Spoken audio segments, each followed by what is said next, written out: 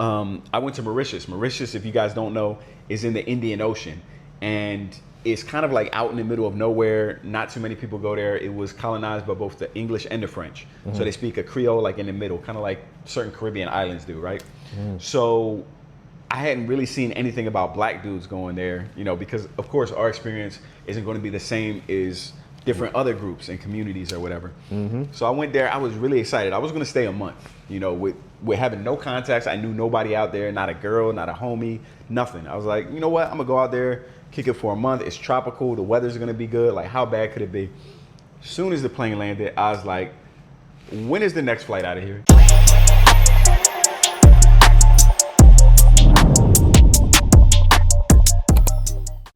What's good, family? It's your man BMT in the building. We at another The Bros podcast, and today we got one of my guys here that's been on the show, my man Jay Focus in the building. Hey, what's happening? Once again, it's your favorite uncle, Jay Focus, out here representing. Let's go.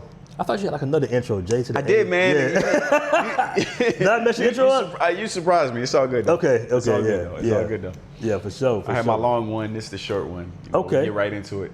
Well, hey, this is one of the most well-traveled brothers that I've ever met in my life, fam. You know what I'm saying? I want to give you your flowers, man, because Appreciate you. Was you traveling before, like, translators and all that, or Before what? Google Translate and Google Maps? Oh, hell yeah, man. I'm talking about, So I'm not trying to date, that's a different type of travel. myself Yeah. too much, but yeah, man, that pioneer traveling is different, man. I like that. A lot of times, man, some of the younger cats, y'all don't know how good y'all have it now. Like, how many people laid the path. And I mean, of course there's technology, right? Like nowadays, you know, any big city on earth, you know, forget, you know, South America, whatever, even in Africa, any big city, you're gonna have rideshare apps. When you land, you don't have to like negotiate with a taxi. There's always gonna be something. It may not be Uber, it may not be Bolt. They're gonna have some kind of version that's gonna be able to get you around, and you're not gonna get ripped off as easily as before, you know. Things are a lot smoother now, you know what I'm saying? And then also, you have kind of the reputation of other black travelers who came before you. And you know, sometimes it's even black retirees and stuff, because a lot of the countries, especially in Latin America, because that's where I cut my teeth, that's where I kind of got the flow for traveling. I was one of the first black dudes. I'm not gonna say I was the first black dude ever, but I would encounter people a lot of times and they're like, you know what, you're the first black person I've ever actually met. Like maybe I've seen them on TV, you know, they would always mention Will Smith back in the day. They'd be like, oh, Will Smith, you know. Obama a little bit too when he started to rise, but I'm talking about like way back in the day, man. I would be in Mexico and stuff like that, and they'd be like, yo, I've never met a black person. I always wanted to. You know what I'm saying? And they would ask you crazy ass questions. Like now, you know, brothers go to Medellin, you go to Bogota or like other places. And I mean, there are black Colombians. I'm not going to say there weren't, but you know, places like Mexico and some other parts of Latin America, the blacks were kind of to the margins. So often, especially if they're middle class or above, they may have seen black people, but never had a conversation with them or never were like on an equal footing with them. So yeah, a lot of times I would be the first brother that they really had a conversation with, where they could be like, yo, is it true XYZ about black people? Or like, you know, just crazy things, everything, like from things that are funny to like things girls want to know about, just everything. You know, you would get all kind of questions, and sometimes you might be like offended by it, like, yo, these people are like ignorant as hell. But 9 times out of 10, it would be coming from a place of like, I just don't know, you know what I'm saying? And there was no like YouTube really popping where like, okay, I'm curious about this. I can see this interview and like hear black people talk and that kind of thing. It was like all they had was whatever music videos they might see, and then like films by Will Smith, Denzel, and that was all they really got of black people. So that's really changed a lot. You know, it's funny because I was just telling, I think I was telling Zoe this, or that for the first time in a very long time, probably ever, since the invention of, you know, media and television and radio and everything, that now we can kind of project our own image onto the world. Right. But before it was, you know, we were somewhat stereotyped by the images that the Western media portray about black men. Very true. You know what I mean? Like either with basketball players, rappers, thugs, street dudes, you know. Like 4 things. Womanizers. That's all we could be. Yeah, yeah. But now through the internet, luckily you're seeing different versions of black men. That's true. Yeah, you know, so I think that's excellent. But I want to go back really like, How would you navigate in, bro, before Google Translate in South America? I know that shit had to be difficult as hell. Bro. Like I said, man, this is gonna. Yeah, like, did you have like a little book or something? This is like, gonna date me, man. Man, it's been so long. Shit. Google Translate hasn't been that long, has it? What's up? Google Translate hasn't been out like more than 10 years on. I mean, you're right. Like as far as it being on your phone as an app. Because the smartphones came out. Yeah. Around. I mean, you had it on your laptop probably before Right. that. But like actually where you could just pull it out your pocket. Yeah, that's only been like maybe 10 years. I would say, something like that. That's not bad, bro. Something like that. But you acting like man, you said. You acting like you said like. Bro, I'm from the. I'm telling you. The first time when I left the country, I'll tell you because I won't count Mexico because you can walk from Southern California into Mexico. Right. But the first like proper vacation that I got on, I had to get on a plane and stuff was Costa Rica. So when I went to Costa Rica, I had to get one of them guidebooks. You know what I mean, Lonely Planet. I don't know if any of y'all ever heard of that, Lonely Planet. They still make it, I think, but I mean, it's all digital now and shit. But Lonely Planet was the way. So I was staying in a hostel the first time. You know, there was no network, there was no passport bros, there was nobody like, hey, let me give you some game. I was there last year, white or black. Like nobody that I knew in the States had been there. You know, they had heard about it. They had like, yo, I read this magazine article about it or whatever, but there was no video of it. You know what I'm saying? There were no movies shot there or anything. So I was just going out there blind. I was an adventurous dude, you know what I'm saying? When I was 18, 19, you know what I'm saying? I was like, I could go on a cruise like everybody else was doing back then. You know, I could go to Jamaica or whatever, or I could like try something different, really stretch myself, go to a country where Spanish is the official language, you know what I'm saying? And I'm a sink or swim, you know what I'm saying? And I'm still here, so I swam. But, you know, at that time, there were those voices, there were people telling me like, yo, when you go out there, they kidnap people. And they didn't know, they never been, but they just heard stuff. Like, you know, because the only news you would hear from Latin America is bad news. They're not gonna tell you some dude went on vacation and everything was fine. They're gonna tell you about the 1 in a million, 1 in 100,000 guy who goes down there and gets kidnapped or whatever, because that was going on back then. Over there, and they're like, yeah, don't go there. Is it really 1 in a million though, or like 1 in 10,000? You know, I'm just throwing them numbers out. Is it 1 in 50? I don't know about 1 in 50, especially being a black dude, Moreno. They're not really trying to kidnap us like facts. that. Yeah, facts. Like we have to wear jewelry. You right. You really right. They had that extra attention on you. Yeah. You know what's funny, man? Okay. I was talking to a guy from, I just know it's a Middle Eastern country. I forgot exactly what Middle Eastern country, and what they think about South America. Like I was telling him I was in Colombia, and he was like, "What? Like you really went to Colombia?" Even now? Yeah, I was like, wow. Yeah. He was like, I heard it's so violent. Like what they hear about South America is tenfold. Yeah, and they don't, negativity. And they don't know no one who's been there. That's the difference. Like us being in the States, even if you never been, you probably got a cousin these days, you know what I'm saying, who's been there, or like friend of a friend of a friend. I don't know that, if you're in that whole other side of the world, you know, all of that is just like, what the hell are you doing there? Kind of like how it is for us. Like they think South America is like too wild to go to. Like most people out here don't even want to visit South America like that. At least from the Middle East.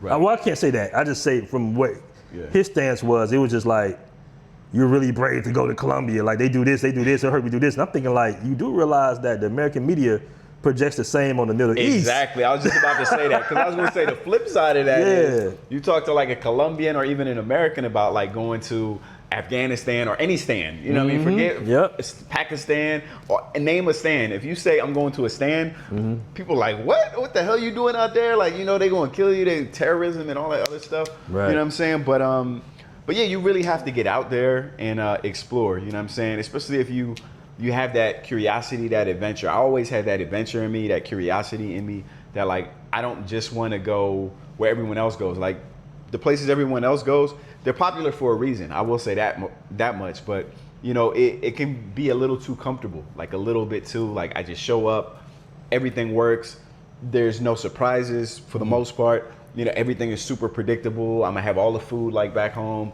I'm gonna, you know, hang out with people who from back home. There's a time and a place for that, but then there's also a time and a place to be like, yo, I really want to get out there and see something new that everybody's not seeing, and explore. And you know, like they say, what is it? What's the phrase? High risk, high reward.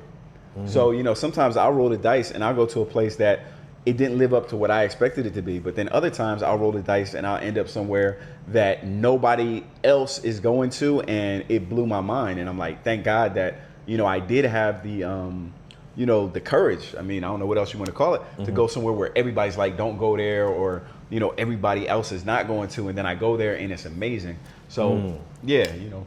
Okay. Like, what country would you say is just totally surprised you?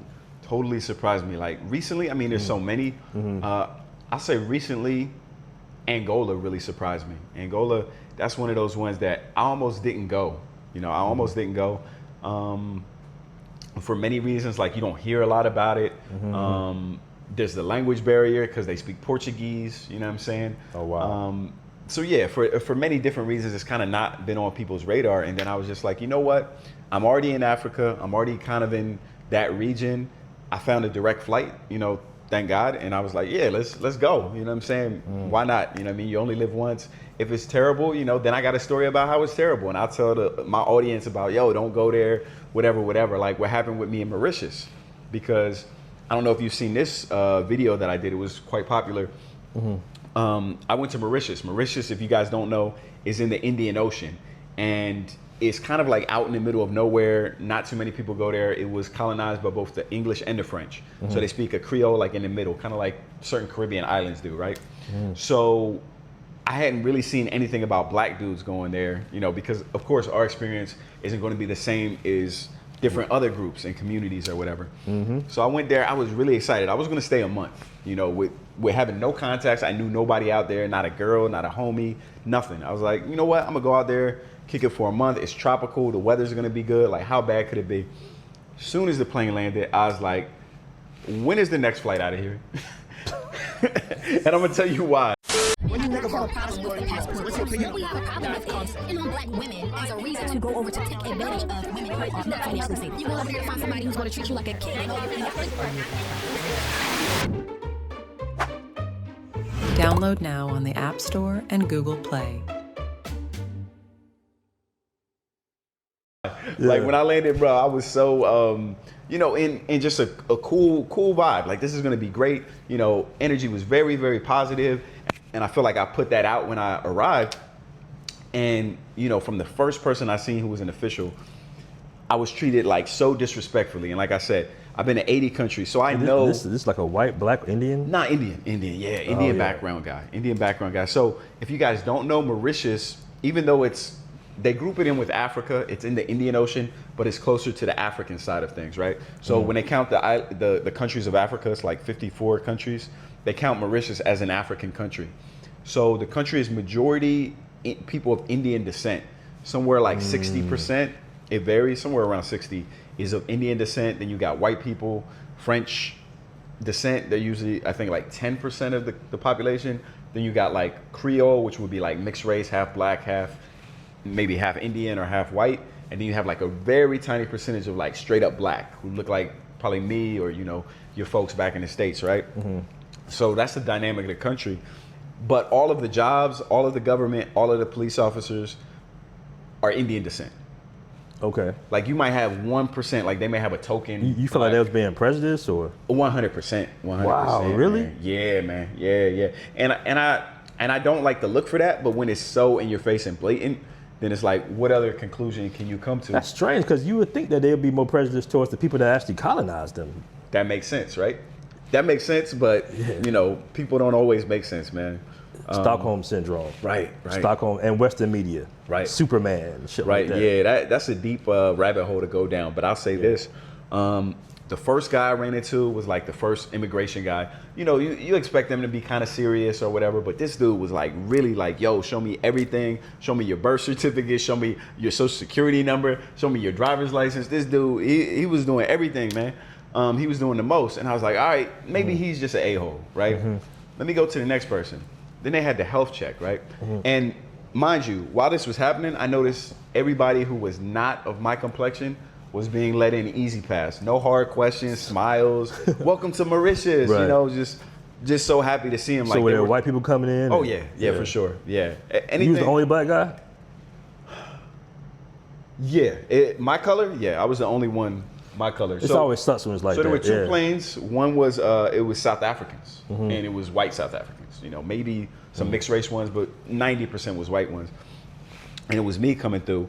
And like I said, it was just crazy. So then after the immigration dude, I go to the customs. Not the customs, to the health check. Like some countries you do the immigration, then you do the health, right? So the health one, It was a female. She was on that same time, just crazy, mad disrespectful and like rude. And I'm just like, yo, like what? This is not even necessary. You know what I'm saying? Like I'm just here as a tourist. I'm not here. I'm not trying to live here. I'm not asking for residency.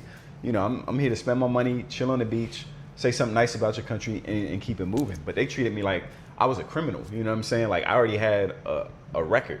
You know what I'm saying? So then after that, I was like, all right, that's just them. Then I go to customs where they actually, once you get your luggage and it's like, all right, what's in there, and you put it through that conveyor belt thing. It was a female. Everybody who didn't look like me was let to go. You know what I'm saying? Everybody else was let to go through. And I wasn't dressed like this for the record. I didn't have jewels out. I was very like conservative. Like anytime I'm arriving in a country, I know that, you are under some type of scrutiny, right? So that would be the time to not, how do I put it? That would be the time to, kind of dress a little more formally. You know what I'm saying? Of course, if you got like certain things you can't cover up, like if you got neck tats and stuff, then you just got the neck tats. But you know what I'm saying? Like they are gonna like look at you a little bit closer when you're first entering a country versus after that, right? So I was not dressed like this. I was just like regular conservative or whatever. And yeah, everybody else was allowed to go by. You know what I'm saying? She stopped me, 100 questions. What do you do for work? I'm like, what do I do for work? I'm already in the country. Like, your job is to check, my luggage and stuff, not all this extra stuff. You know what I'm saying? The same with the health check. Your job is to check my health, not like be rude and, do all this extra stuff. You know what I'm saying? And like I said, if they were that strict with everybody, then I'd be like, okay, this is just the country. You know what I mean? Maybe they're dealing with terrorism. Maybe there's a heightened alert. I understand that. But when you single out me out of everybody else, and the only difference between me and everybody else is my race.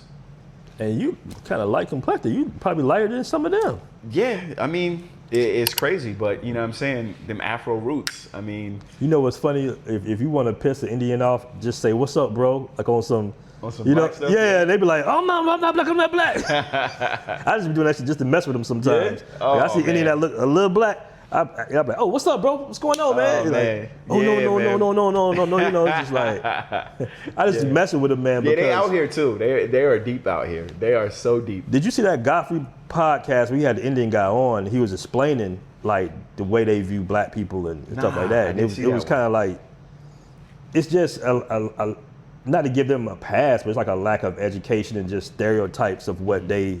The media. Yeah, not even the media, just like a cultural thing of being too dark, and they have like, what's not the word, classism, but colorism within their society, heavy. Right. Yeah, right? Absolutely. And they can be something that's just jet black, and they still like. Yeah, they have. Yeah. They even have like a group of people. It's called the Untouchables, and these are the people at the bottom of the barrel. These are the people who, they work in cemeteries, they work in the sewers, like the nastiest stuff, and they're called untouchable because. Don't nobody go near him. You know what I'm saying? If your daughter was going to marry them, even though he's part of your same ethnicity, you know what I'm saying? He's a countryman of you. I think they would rather kill their daughter than let her get married to somebody of that caste because it's just like the bottom of the bottom.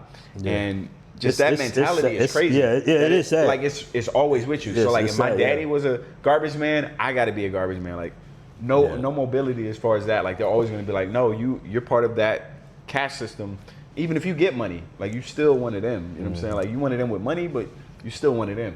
Yeah, that's crazy. It is, man. It's just one of them things that it's like, hey, it is what it is. Yeah. Yeah, like ignorance, to demonize a whole entire group of people, like 500 million people, because the color of their skin. Right. It shows you a lack of knowledge and education on their side, because you're going against nature and God, saying that he made a mistake and just happened to put 500 million melanated people who've been on the planet the entire time is the problem. Yeah. You know what I'm saying? Yeah, been here the longest amount of time. The longest amount of time. We defective, right? Yeah, made a mistake and then he made y'all. Like, to be the seeds, how does that even make sense? Seeds of humanity, basically. Like, dude, you came out for our nut sacks, right? Like, you know what I'm saying? Like, if you want to be scientific about it. Right, yeah. But so how long did you end up staying there? So, originally I had a month. Of course, there was no way I was going to do that. I think it ended up being like 8 days, just because it's such a remote island. Like people may not know this. It's such a remote island that you don't have flights like that. You know what I'm saying? And to get a flight last minute, especially somewhere that I would want to go, it wasn't even possible. So you semi stuck there to a certain degree. Yeah, to a certain degree, because like I said, it's a remote island. There's nothing near it. Well, let me ask you this: how was the interactions with the local people? Yeah, so I will say that after the first initial, like everybody in the airport was an asshole. And then after I finished customs, I went to get my SIM card in the airport and she was an asshole. She was on some shit like she didn't want to serve me. And I'm like, come on now. I was like, yo, this whole country is like this. I was about to just like stay in the airport and be like, yo, I don't care how much it costs. I'm gonna spend the night, get me on the first thing out of here. I was almost on that shit. And then the only reason why I stayed a little bit was because my Airbnb, he came to pick me up. You know what I'm saying? Because the airport's like an hour away from where I was staying at on the island. It's a small island, but it's big at the same time. So he actually was waiting for me, and he came, and I didn't say a word to him. I didn't say, yo, they disrespected me, they treat me crazy. Like, what's up with this island? Y'all are racist here. As soon as he saw me, he was like, oh, because he didn't know I was black. As soon as he saw me, he was like, I imagine they treated you badly. I was like, God damn, how does he know this? And he was like, and I didn't confirm or deny. I just wanted to hear what he was going to say. He was like, yeah, they do this always to black people. And then after I was already in the country, I was I was on YouTube. And I was like, is what he's saying true? I went on YouTube and I found a video from, this other Nigerian blogger. He was there like maybe a month before I was there. And he had said the exact same thing. And, and he had interviewed many different, blacks who lived on the island and people who had visited. And everybody's story was almost exactly the same. And it's just sad to see how systemic it is. And it was not, sometimes they'll gaslight you with racism and discrimination. They'll be like, no, it's because of your hair. No, it's because you should have dressed in a three-piece suit. You shouldn't have been wearing, whatever you were wearing. You should have been looking like Obama. If you look like Obama, then race doesn't matter. Then we're colorblind. No. It's deeper than that. You can dress however you want. You can talk however you want. If somebody is racist, they're racist. If they want to discriminate, they're going to discriminate. They're going to find a different way, but at the end of the day, it's their problem. It's not your problem. And so that just reconfirmed to me that, okay, this is something much deeper than me. Now, when I got out into the society and stuff, for the most part, people were cool. I was mainly staying in a Muslim neighborhood. And those cats, they were very nice, very welcoming and stuff. I would see them in the gym. They would dap me up and stuff and ask me questions. But like I said, just that community who was kind of like running the island, they on some different stuff, they on some real different stuff.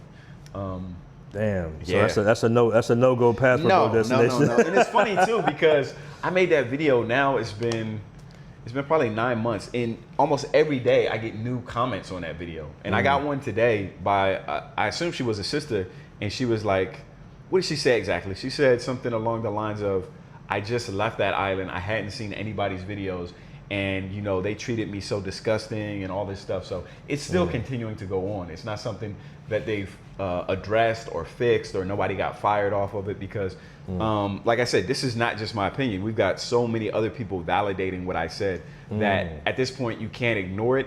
And if you're a black person and you go there, then whatever happens to you because you've been told by countless people. And I'll just leave it there. What's good, family? Make sure to check out the official Passport Bros merch store.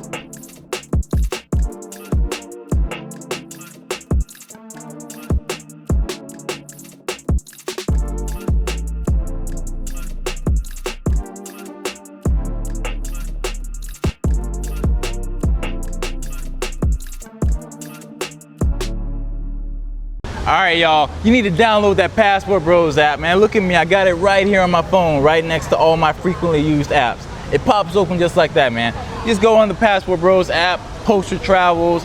Some guys, they might send you some cash, I got like a little balance here. Guys sending me dough for all the posts I'm doing. It's really good. The community is super supportive. These are real travelers, man. You want to stay away from all the clowns, right?